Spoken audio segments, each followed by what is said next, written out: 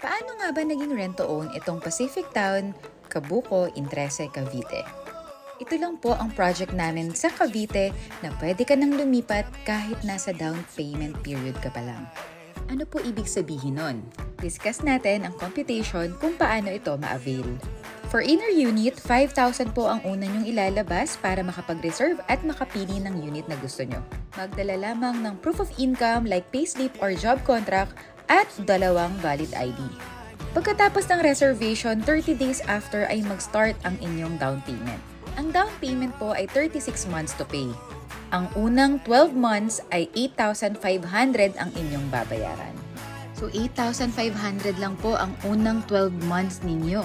At gawa na rin po ang bahay nyo pagkatapos ng 12 months. Ika-13 month ng inyong down payment, mag-start po ang 3,875 pesos na monthly down payment. Yan po